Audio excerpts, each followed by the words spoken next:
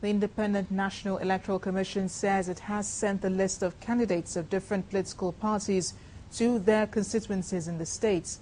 While speaking with journalists at the Commission's headquarters, the National Commissioner, Legal, Mr. Philip Omiadi, said what has been sent out is not the final list of candidates, but a list of candidates the political parties intend to field for the election for Nigerians to scrutinize and make their input. He said Nigerians now have a chance to raise issues affecting those whose names appear on the list. He, however, maintained that the Commission will not accept candidates who were not products of democratic primaries.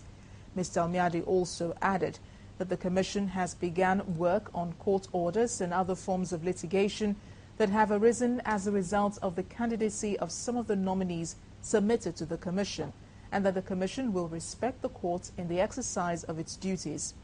Mr. Almiadi says the Electoral Act stipulates that the Independent National Electoral Commission is expected to publish a list of candidates of the political party intends to field in the coming polls 7 days after the political party's submission of the list to the Commission in the various offices, and this will be done from today in the various states' offices. Them to the respective constituencies today for publication.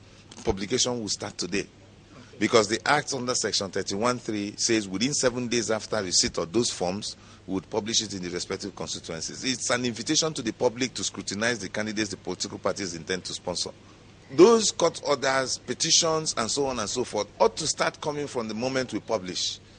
Yes, but somehow some people are working from within, so they tend to be proactive. So they send in their petitions and then they go to court to do this. So we are also proactive, so we start looking at them as much as we can even before we eventually go to the field. But ideally, those petitions and so on and so forth ought to come from after we had published. People will now see what we had published, and then they can now go. Now, with respect to those states, I think the issue remains the same. These are just, like I said earlier, it's an expression of intention by political parties to sponsor candidates. So we have received court orders. Some of them we have complied. We are going to comply with every court order subsequently, but then the process has to go on. If you realize the deadline we fixed was on the 31st of January.